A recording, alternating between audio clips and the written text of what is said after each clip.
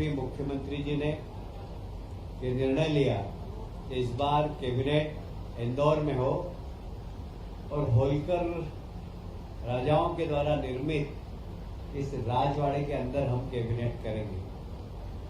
निश्चित रूप से हम सब इंदौर ही नहीं, मालवा निमाड़ के लोग अपने आप को गौरवान्वित महसूस कर रहे हैं कि अहिल्या माता ने जहां तक का शासन था उनका, वहां के सब लोग माननीय मुख्यमंत्री जी को धन्यवाद दे रहे हैं कि उन्होंने आज कैबिनेट करके इस स्थान को महत्व दिया है।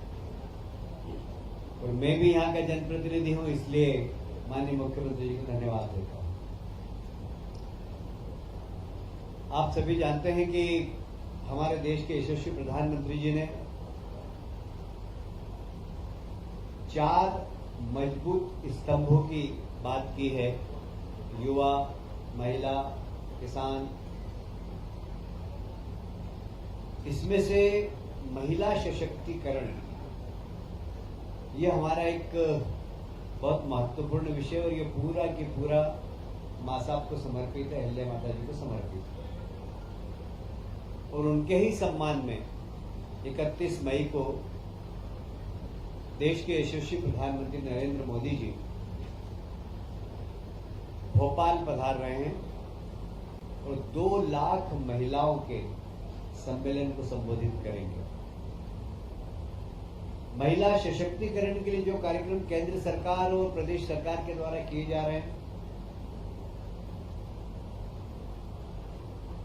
जिस प्रकार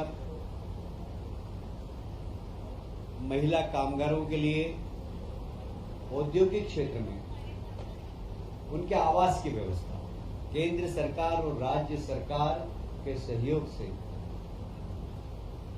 सभी औद्योगिक क्षेत्रों में महिला कर्मचारियों के लिए आवास बनाने का निर्णय आज कैबिनेट ने भी लिया है और माननीय प्रधानमंत्री जी इस विषय में विशेष रुचि ले रहे हैं, इसलिए केंद्र सरकार से भी हमें सहयोग प्राप्त हो रहा है। वहीं माननीय प्रधानमंत्री जी भोपाल और इंदौर की, भोपाल से ही मेट्रो ट्रेन का भी लोकार्पण करेंगे, इंदौर और भोपाल, और साथ ही दतिया एयरपोर्ट और सतना का एयरपोर्ट, उन दोनों का भी वहीं से लोकार्पण करेंगे। माता जी के जो 300 जयंती पर 20 मई से 31 मई तक काफी कार्यक्रम है। कल पता नहीं आप लोगों ने नाटक देखा कि नहीं देखा, अद्भुत नाटक था। मतलब प्रहलाद भाई और हम जरा कठोर माने जाते हैं, हमारी आंख में आंसू बहुत कम आते हैं, हमारे कारण बहुत सारे लोगों को आ जाते हैं, पर कल वहां हमें भी आंसू पोंछना पड़ा। इतना जबरदस्त नाटक था। माननीय मुख्यमंत्री जी ने वहीं पर निर्णय लिया कि प्रदेश के जहां जहां जो शहर मांगेगा वहां पर ये नाटक हम कराएंगे और उसके प्रोग्राम भी बन गए हैं। कालिदास संस्कृति अकादमी उज्जैन में भी होगा। महिदपुर में देवी अहिल्या केंद्रित महिला कवि सम्मेलन होगा। ग्वालियर, भोपाल, बैतूल में यही महानाट्य प्रस्तुत किया जाएगा। इंदौर में एकल कविता पाठ व सांस्कृतिक गतिविधियां लगातार चलेगी। देवी अहिल्या केंद्रित महानाट्य श्री योगिनी अहिल्या, ये भी अब एक बार फिर से लता मंगेशकर ऑडिटोरियम में होगा। राजबाड़ा परिसर में माता जी के लिए एक समर्पित महिला सशक्तिकरण के लिए भी कार्यक्रम होगा। राहवीर योजना, जब कभी भी एक्सीडेंट हो जाता तो साधारणतः लोग देख के और आगे बढ़ जाते हैं। हमारे देश के प्रधानमंत्री को भी इसकी चिंता थी और हमारे प्रदेश के यशस्वी मुख्यमंत्री जी ने भी इस पर चिंता प्रकट की। मुझे कहते हुए गर्व है कि अब कहीं पर भी एक्सीडेंट होगा, जो भी राहगीर रोक कर उस घायल व्यक्ति को अस्पताल तक पहुंचाएगा या उसको प्राथमिक स्वास्थ्य केंद्र तक पहुंचाएगा, उसको 25,000 रुपये सरकार की ओर से मिलेगा। उसको तत्काल 108 एम्बुलेंस पर फोन भी करना होगा। और ये राहगीर योजना निश्चित रूप से बहुत सारे लोगों की जान बचाने में बहुत महत्वपूर्ण भूमिका अदा करेगी। और जब जिस व्यक्ति को पुरस्कार मिलेगा उसको पुलिस परेशान भी नहीं करेगी। एक निर्देश शासन की ओर से है कि जो भी व्यक्ति घायल व्यक्ति को उपचार के लिए या उसकी जान बचाने के लिए सहयोगी बनकर सामने आए, पुलिस उसके सहयोगी बने, उससे प्रश्नवाचक चिन्ह नहीं करे।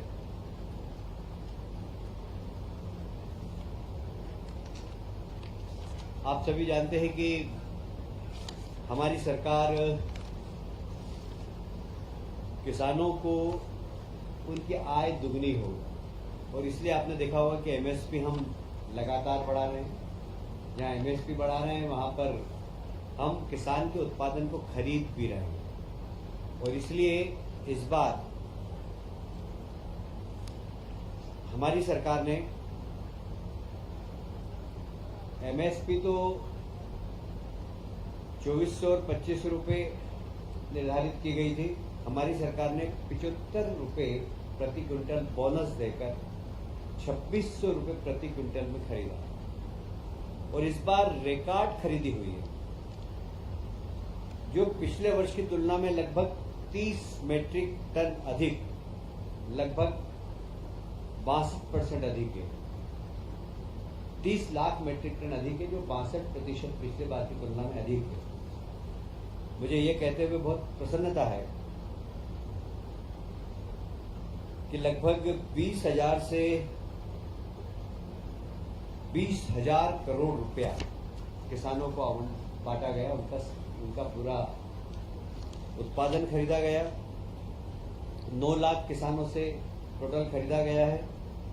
और माननीय मुख्यमंत्री जी ने, विभाग के अधिकारी और माननीय मंत्री जी को भी धन्यवाद दिया है, और पूरे मंत्रिमंडल ने मुख्यमंत्री जी को इस अच्छे कार्य के लिए बधाई भी दी है।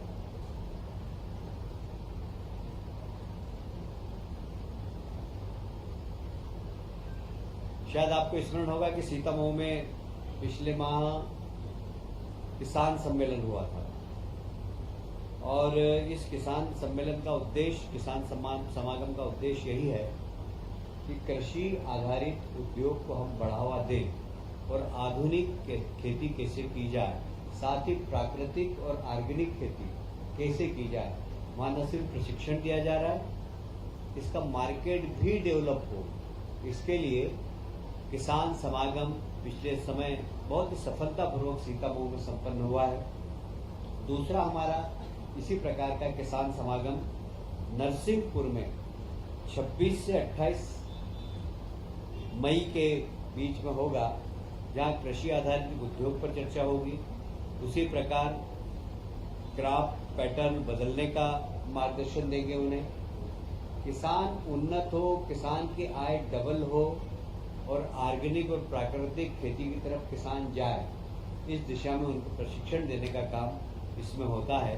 और साथ ही वैल्यू एडिशन कैसे हो सकता है, गांव के अंदर ही छोटे उद्योग, बड़े उद्योग, किसान सिर्फ उत्पादन नहीं करे, रोजगार देने वाला व्यक्ति भी बने, इसके लिए भी वहां पर प्रशिक्षण देने का काम हम लोग करने वाले हैं।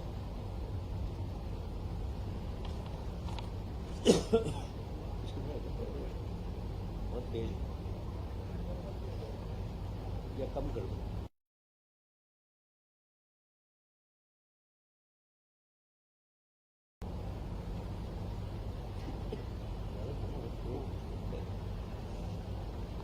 मित्रों, आप सभी जानते हैं कि शहरों का विकास बहुत तेजी से हो रहा है, और कई बार दो शहरों के बीच में यदि विकास करना हो तो कौन सी एजेंसी करे, ये हमेशा एक प्रश्न चिन्ह उठता है। जैसे इंदौर के लिए हमको अंतर्राष्ट्रीय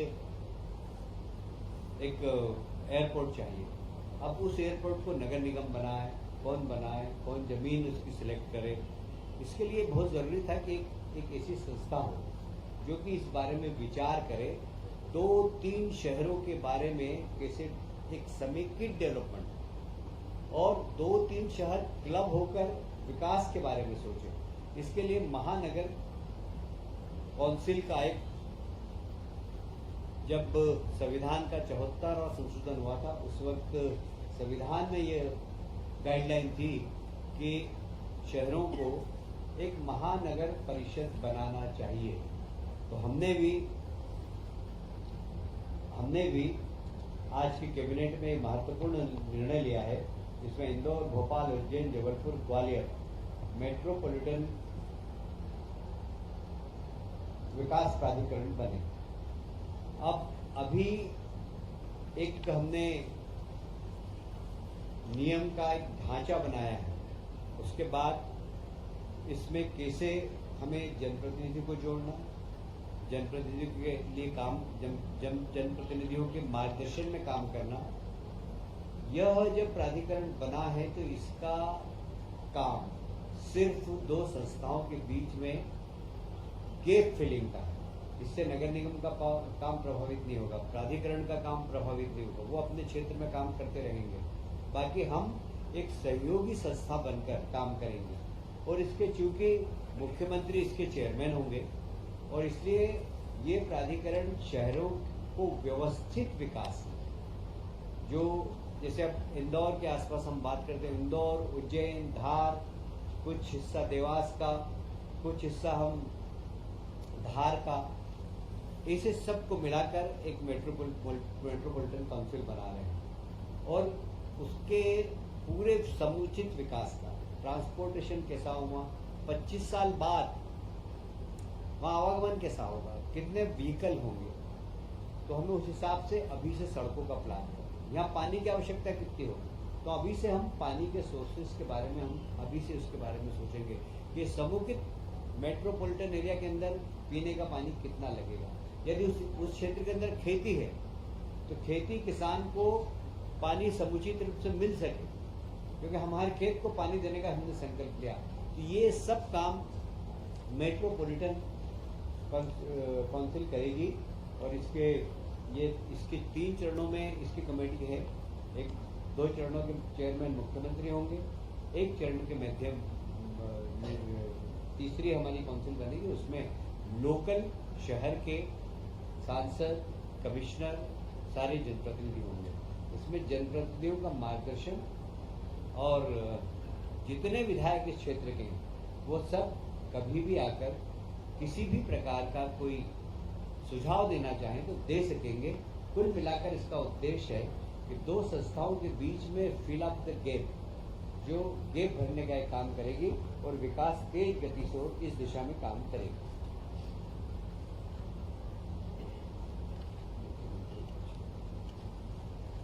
मित्रों, स्वच्छ भारत मिशन देश के प्रधानमंत्री जी ने चालू किया है और उसमें नगर निगम, नगर पालिकाओं को काफ़ी धनराशि भी आवंटित की गई है। अब जो भारत सरकार का स्वच्छ भारत मिशन में है 2.0 में बहुत सारे ऐसे प्रावधान है जो नंबर 1 में नहीं थे और इसलिए उन प्रावधानों की कमी दूर करने के लिए, जैसे मैं एक उदाहरण दूँ आपको कि पहले स्वच्छ भारत मिशन के माध्यम से कचरा कलेक्शन के लिए गाड़ियां आ गई। अब उनकी लाइफ 3 साल है, 4 साल है, हमको नई गाड़ी खरीदना है। नई गाड़ी खरीद करने के लिए स्वच्छ भारत 2.0 में वो प्रावधान अब नहीं है और इसलिए हम अब मुख्यमंत्री शहरी स्वच्छता कार्यक्रम हम वापस चालू कर रहे हैं। पहले ये हालांकि 2012 में चालू किया था, पर इसको बाद में जब स्वच्छ भारत मिशन आया तो यह शून्य हो गया था, क्योंकि वो बहुत बड़ी राशि भारत शासन से आ रही थी। पर अब आवश्यकता है इस बात की, जैसे अब ड्रेनेज के अंदर मैनहोल में व्यक्ति नहीं घुसे, उसके लिए मशीन खरीदना है, तो नगर निगम के पास पैसा नहीं है, और स्वच्छ भारत मिशन जो भारत सरकार का उसमें प्रावधान अब नहीं है सेकंड पार्ट में, तो हम मुख्यमंत्री स्वच्छता कार्यक्रम के अंतर्गत वो मशीन उनको उपलब्ध कराएंगे। कुल मिलाकर स्वच्छ भारत मिशन लगातार तेज गति से चलता रहे, और इसलिए उसके सपोर्ट के लिए ये मुख्यमंत्री शहरी स्वच्छता कार्यक्रम के अंतर्गत हमने आज कैबिनेट में निर्णय लिया है। पहले चरण में हमने 277 करोड़ का ऐसे प्रावधान किया। हालांकि ये राशि मुझे अभी कम दिख रही है, इसलिए आज मैंने कैबिनेट में कहा भी है कि मुख्यमंत्री ये राशि बढ़ाना पड़ेगी, क्योंकि बहुत सारे नगर निगमों में बहुत सारे सामान नहीं है, मैं जहाँ भी जाता हूँ। पर ये इसकी शुरुआत हो गई है, पैसे के तो कभी भी आ सकते हैं, 12 महीने हम लोग कैबिनेट करते रहते हैं, और पर ये एक अच्छी शुरुआत हुई है कि स्वच्छता मिशन जो केंद्र सरकार का वो तेज गति से चलता रहे। आज एक महत्वपूर्ण निर्णय और हुआ, फिर उसको वैसे जैसे ऊपर कर दो।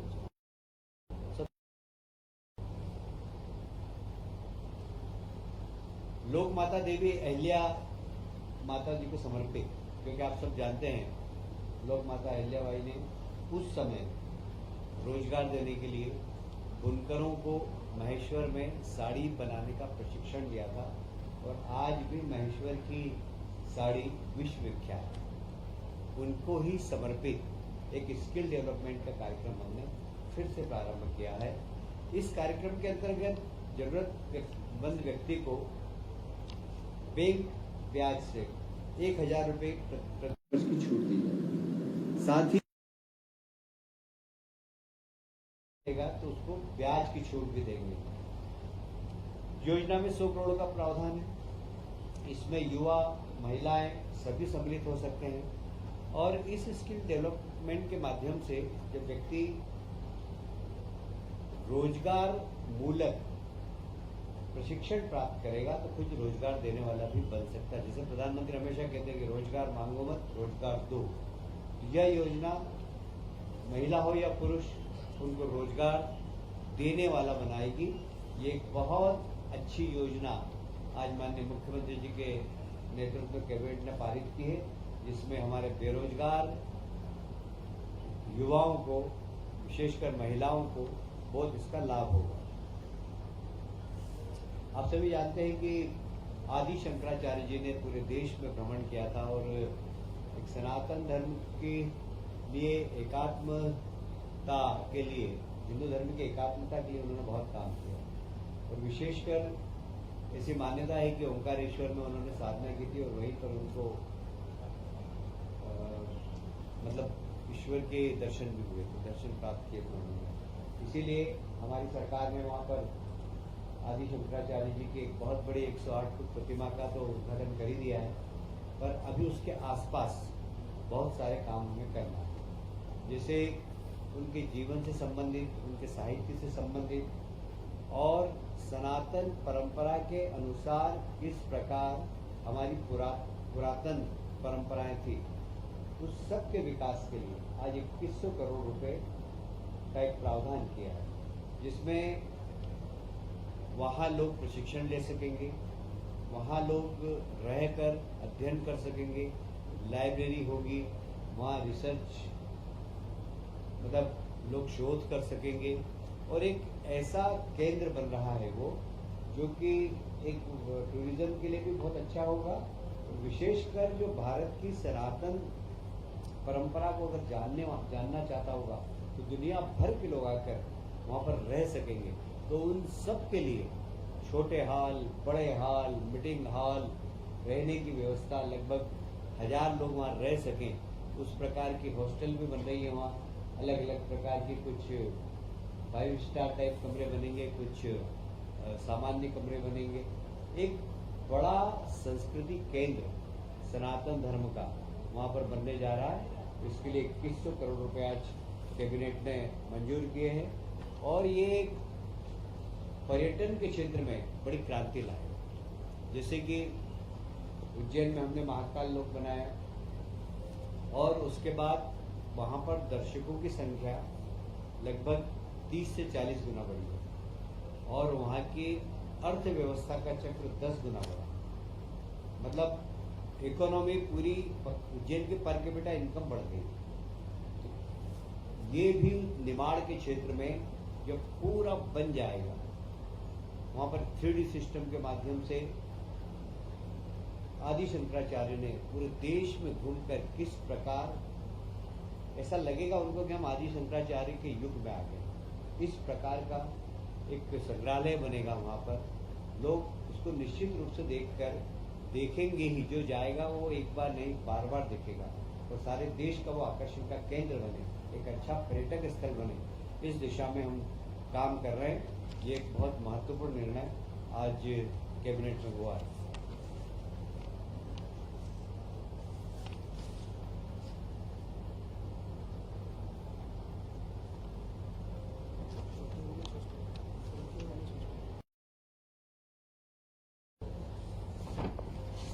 जैसा कि मैंने अपने बात के प्रारंभ में ही कहा था कि वर्किंग वुमेन हॉस्टल सब इंडस्ट्रियल एरिया के अंदर हम बनाने का निर्णय लिया है।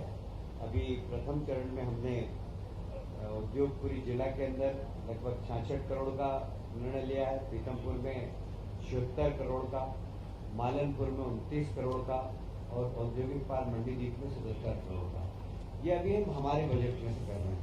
पर आज माननीय मंत्रियों ने भी सुझाव दिया और मुख्यमंत्री जी ने भी उसको माना कि ऐसा होना चाहिए कि हमें जो इंडस्ट्रियलिस्ट हैं उनसे भी बात करना चाहिए कि CSR में वे वर्किंग वुमेन हॉस्टल का निर्माण करें और PPP मोड पर भी हम कर सकते हैं। इस सब दिशा में हम लोग काम करेंगे। खास करके औद्योगिक क्षेत्र में महिलाएं सुरक्षित रह सके, इसके लिए यह योजना प्रारंभ की है। एक और आज इंदौर को तोहफा दिया है माननीय मुख्यमंत्री जी ने। आप सभी जानते हैं होलकर नरेश यशवंत राव जी ने MY हॉस्पिटल बनाया था और उसके बाद अभी तक उसमें बहुत बड़ा काम नहीं हुआ, छोटे मोटे जरूर एक्सपांशन हुआ है, पर इस बार वहां पर बहुत बड़ा काम होने वाला है। लगभग 773 करोड़ रुपया आज स्वीकृति दी। यह वर्तमान जो व्यवस्था है उससे लगभग डबल व्यवस्था हो जाएगी और सब आधुनिकतम सुविधाएं उस हॉस्पिटल के अंदर होगी। हम कोशिश करेंगे कि यह हॉस्पिटल ऐसा बने जहाँ पे हार्ट का ऑपरेशन हो, जहाँ लीवर ट्रांसप्लांट का काम हो, इससे बड़े बड़े काम जिसके लिए लोग दिल्ली बॉम्बे जाते हैं वो इस हॉस्पिटल में सारी सुविधा उपलब्ध कराएं। इसी प्रकार रीवा में भी लगभग 321 करोड़ जो अभियान जिला अस्पताल है उसके विकास के लिए 321 करोड़ रुपए आज स्वीकृत किए हैं। और यह एक इंदौर ही नहीं, इंदौर मालवा ही नहीं, निमाड़ ही नहीं, पूरे सेंट्रल इंडिया के लिए जो गरीब हैं, जो मध्यम वर्गीय हैं, उनके लिए एक बहुत बड़ा तोहफा होगा, क्योंकि मेडिकल सर्विसेज आजकल बहुत महंगी होती है। और इसी समय में हालांकि हमारे देश के प्रधानमंत्री ने आयुष्मान योजना के माध्यम से गरीबों को और मिडिल क्लास के लोगों को बहुत बड़ी सुविधा दी है। साथ ही 70+ के लोगों का भी आयुष्मान कार्ड बनाया है। वह कोई भी व्यक्ति हो, उसके किसी भी परिवार का हो, उन सब का बनाने का काम किया। एक बहुत बड़ी उपलब्धि है माननीय प्रधानमंत्री जी की। और फिर भी मिडिल क्लास के व्यक्ति के लिए मुश्किल हो जाता है जब गंभीर बीमारी से पीड़ित हो जाता है। तो यहाँ पर हम इस हॉस्पिटल के अंदर जब 773 करोड़ रुपया खर्च कर रहे हैं तो आधुनिकतम सारी चिकित्सा सुविधा यहाँ पर हो, इसके लिए हम लोग प्रयास करेंगे। आज की कैबिनेट में यही निर्णय हुए थे। अभी लंच के बाद विकसित मध्य प्रदेश 2047 का एक रोड मैप के बारे में अभी हम लोग सब एक साथ बैठने वाले हैं। उस पर चिंतन मनन होगा, उस पर चर्चा होगी और उसको एक अमली जामा पहनाएंगे।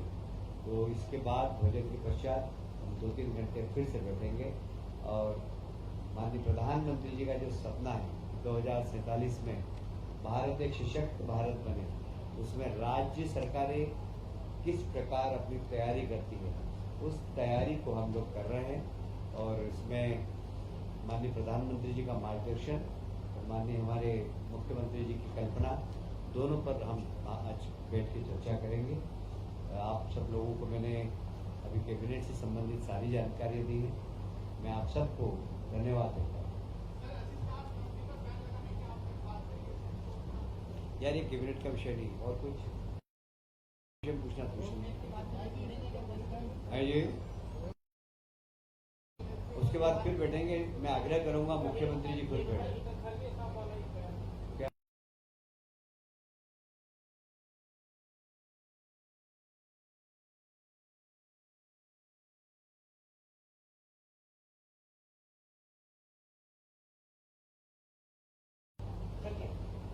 देखिए, खड़गे जी जो बयान देते हैं, अब मैं बहुत वरिष्ठ है, उनके बारे में कुछ टिप्पणी करूँ तो अच्छा नहीं, पर हमेशा एक बात का ध्यान रखना चाहिए, कोई सा भी राजनीतिक दल कि नेशन फर्स्ट।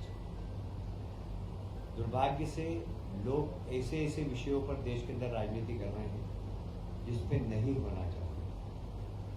मुझे याद आता है अटल बिहारी वाजपेयी को।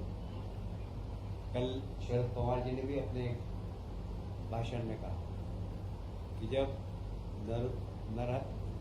नरसिंह राव जी प्रधानमंत्री और मानवाधिकार का हनन हो रहा है जम्मू कश्मीर में, इसको लेके एक सख्त नोटिस यूनाइटेड नेशन में दिया। नरसिंह राव जी पस्त हो गए थे क्योंकि प्रतिबंध लगने वाले। उस समय नरसिंह राव जी ने अटल जी से कहा कि इसका नेतृत्व आप करें। सलमान खुर्शीद विदेश मंत्री, उसमें अटल बिहारी वाजपेयी जी ने यूएन में भारत का पक्ष रखा। शरद पवार जी भी उस मंत्रिमंडल में शामिल थे। कल शरद पवार जी ने इस बात का जिक्र भी किया। जब देश की बात हो तो हमें राजनीति नहीं करनी चाहिए। तो इसलिए खड़गे जी जो बोल रहे हैं, राहुल गांधी जी जो बोल रहे हैं, देश की जनता समझ रही, मैं उसके ऊपर कोई टिप्पणी करूं ये मैं उचित नहीं। Thank you.